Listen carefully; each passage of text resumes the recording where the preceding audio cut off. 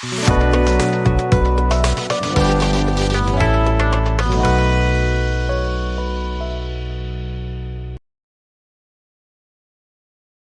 everybody and welcome to your channel, Spanish Pills, the best YouTube channel to learn and speak Spanish. Hola a todos y a todas, valientes amantes del español, y bienvenidos a vuestro canal Spanish Pills, el mejor canal de YouTube para aprender a hablar español. ¿Qué vas a aprender en este vídeo? What are you gonna learn in this video? En este vídeo vas a aprender muchas frases en español muy útiles. In this video, you're gonna learn many useful Spanish phrases. Todas estas frases tienen algo en común. All these phrases have something in common. ¿Qué tienen en común? What is it that they have in common? Adjectives, adjetivos. I want this video to help you learn the most basic Spanish adjectives. Los adjetivos en español no son fáciles. Adjectives in Spanish are not that easy.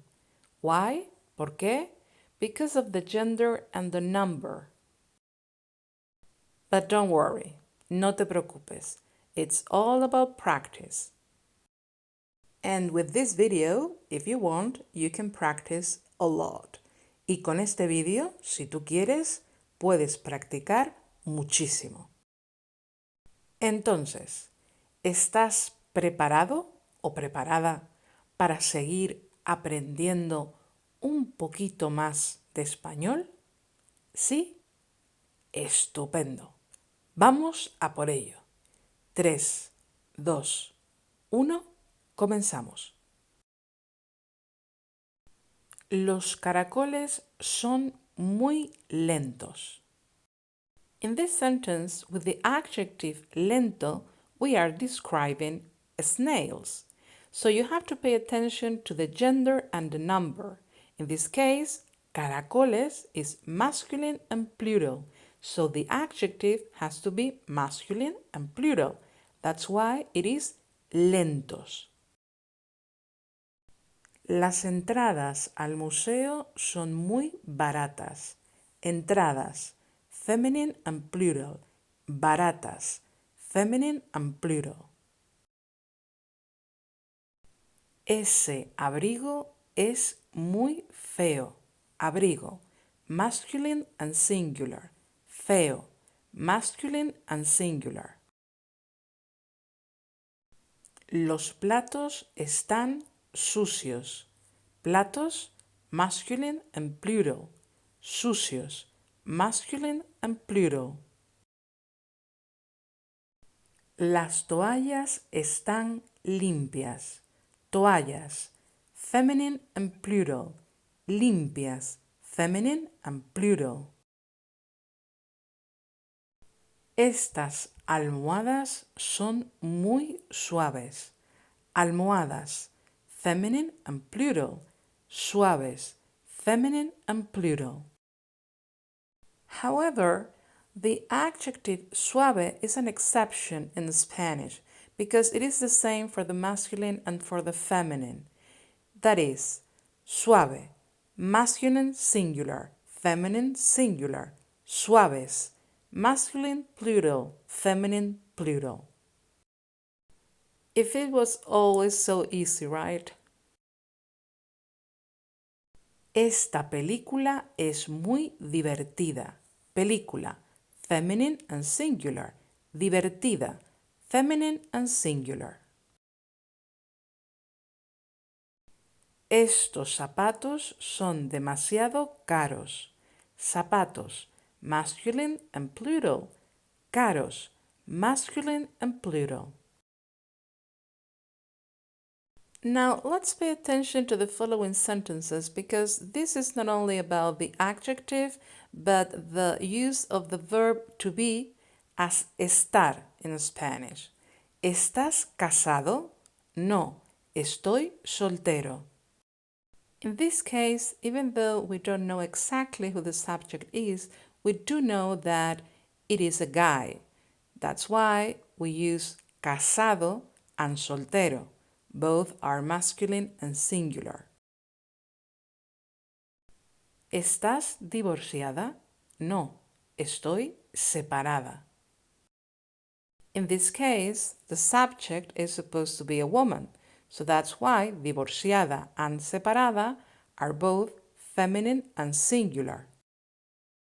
So, whenever you wanna tell that someone is casado or casada, divorciado or divorciada, separado or separada, soltero or soltera, you use the verb estar in Spanish. However, if you want to say that someone is a widow, you use the verb ser instead of the verb estar. Mónica es viuda. Mónica, feminine and singular. Viuda, feminine and singular. And just something else, we don't use the indefinite article before the adjective like you do in English, a widow. We just say es viuda. ¡Qué historia tan interesante! Historia, feminine and singular. Interesante, feminine and singular. But once again, interesante is an exception because it's the same for the masculine and for the feminine. Tenemos muy buenas noticias. First, noticias, feminine and plural. Buenas, feminine and plural. And now, there's something exceptional about this sentence, and that is the word order. The adjective is usually placed after the noun in Spanish, but in this case, we put it before the noun. ¿Por qué? Why? Well, because sometimes in Spanish, we love to break the rules. Estoy embarazada. Embarazada, feminine, because only women can get pregnant. And with the adjective embarazada, the verb to be is translated as estar in Spanish. Estaba equivocada. First, to be wrong is always translated as estar equivocado or equivocada, or equivocados or equivocadas. Second thing, the use of the imperfect. Since the sentence is in the past, and in English you only have the simple past or the past continuous, the simple past in this case is always translated as the imperfect, estaba. The subject, yo, singular. And in this case, I am supposed to be a woman, so that's why equivocada is feminine and singular. María es ciega. María, feminine and singular. Ciega, feminine and singular. Mi gato tiene los ojos azules. Azules, masculine and plural. Ojos, masculine and plural. Remember that the adjective is about ojos, your cat's eyes, not your cat. Now that we've just mentioned one color, azul, in Spanish, let's pay attention to the colors in Spanish, colores. On the left, you have a list of colors that are different when we are using the masculine or the feminine. And on the right, you have a list of the colors that are the same for the masculine and for the feminine. By the way, the word color in Spanish is masculine, el color. In this case, colores, los colores, masculine and plural. ¡Qué atardecer tan bonito! Atardecer, masculine and singular. Bonito, masculine and singular. Estamos muy aburridos. The subject is plural, nosotros. Because of aburridos, we know that the subject is masculine and plural. But the important thing is that when you have the word bored in English, the verb to be is translated as estar. However, when the word is boring, the verb to be is translated as ser. Esta fiesta es muy aburrida. Fiesta, feminine and singular. Aburrida, feminine and singular. ¿Podemos hablar después? Ahora estoy muy ocupada. With the adjective ocupada or ocupado, busy in English, the verb to be is translated as estar. Vengo del gimnasio y estoy agotado. The adjective exhausted is translated as agotado or agotada in Spanish, and the verb to be is always translated as estar. Estar agotado, to be exhausted.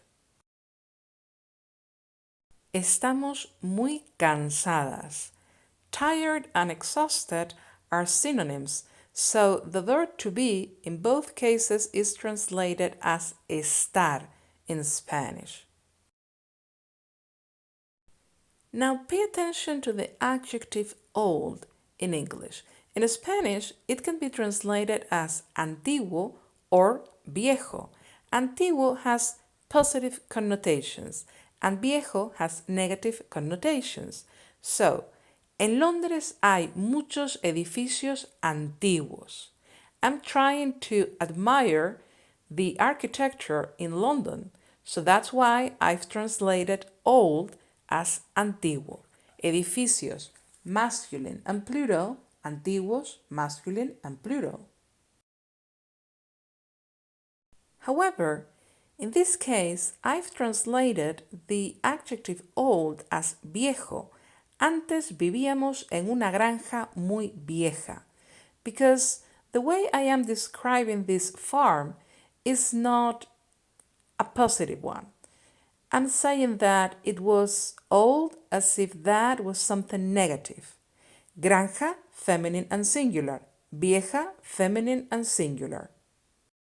In a way, you can expect that the place where we live now is much better, and that we weren't very happy living in such an old farm. It's amazing how sometimes you can understand so many things without even saying any of those things, just by choosing one translation in particular. And this is definitely one of the things that I like the most about translating. How you can be so creative with words. Los aguacates son verdes. Aguacates, masculine and plural. Verdes, masculine and plural. So far so good, but pay attention to the next one. Now, listen to this one. Los aguacates están verdes. Aguacates, masculine and plural. Verdes, masculine and plural. What's the difference between this sentence and the previous one? The verb to be in Spanish. In the previous one, I said los aguacates son verdes. I was describing the way avocados look like, their color. In this case, I've used the verb estar. And what I mean is that they are not ripe yet, or they are unripe. So, when talking about avocados, be very careful with the verb you use in Spanish. I mean, ser or estar, because the meaning of the sentence is completely different. Now, the adjective pesado or pesada. Ten cuidado, esas cajas son muy pesadas. Cajas, feminine and plural. Pesadas, feminine and plural. In this case, pesadas means heavy. But the adjective pesado or pesada has another meaning in Spanish, annoying. Qué pesada es tu hermana. Pesada, feminine and singular. Hermana, the one we're talking about, feminine and singular. La biblioteca está abierta de lunes a viernes. To be open, estar abierto or abierta. Biblioteca, feminine and singular. Abierta, feminine and singular. To be closed, estar cerrado or cerrada. La biblioteca está cerrada los fines de semana. Biblioteca, feminine and singular. Cerrada, feminine and singular. Fumar es muy malo para la salud. Fumar. In English, it is an ing verb.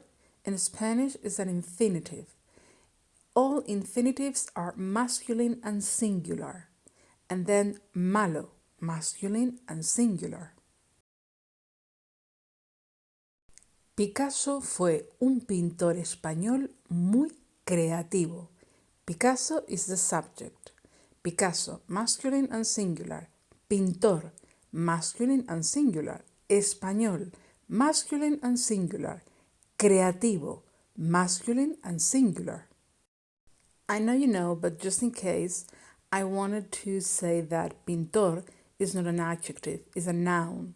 But I wanted you to see how it is connected when talking about the gender and the number with the two adjectives, español and creativo.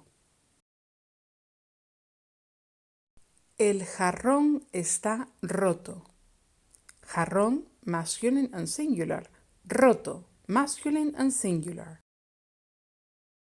This one is a little bit hard to pronounce, so I'm gonna say it very slowly. ¿Por qué eres tan tiquismiquis? Now I'm gonna say it a little bit faster. ¿Por qué eres tan tiquismiquis? Okay, about the word tiquismiquis, you can use it in Spain and everybody will understand what you mean. I'm not sure if you can use this word in every Spanish-speaking country. Maybe there are some Spanish-speaking countries where they cannot understand what you mean, but in Spain, it does exist and everybody will understand you. So, something else, tiquismiquis, it's the same for the masculine, the feminine, the singular, and the plural. In this case, we know that it is singular. We don't know if it is masculine or feminine because we don't know who the subject is, but we know the subject is tú, singular. But if the question was, ¿por qué sois tan tiquismiquis? It would be the same adjective. Sois, you, vosotros. Mis abuelos son muy ricos. Now pay attention to the next sentence. La tarta de manzana está muy rica. As you can see in Spanish, the adjective rico or rica has two different translations into English. On the one hand, it can be translated as rich, and on the other hand, it can be translated as delicious. So, when you use the word rico as rich, you use the verb ser. And when you use the adjective rico as delicious, you use the verb estar. In this case, we're talking about tarta de manzana, feminine and singular. That's why we say rica, feminine and singular. In the previous sentence, we said mis abuelos, masculine and plural, ricos, masculine and plural. Todavía eres muy joven para casarte. The subject is tú, but we don't know if we're talking about a man or a woman. The adjective joven is the same for the masculine and for the feminine. So the only thing that we know for sure is that it is singular, because the subject is tú. Me caes genial. Eres muy simpático. The subject is tú, and because of simpático, we know that the subject is a guy. So, simpático is masculine and singular. Mi primer coche era negro. Coche, masculine and singular. Negro, masculine and singular as well. About the word first, it is translated as primer, primero, or primera. When do we use primer in Spanish?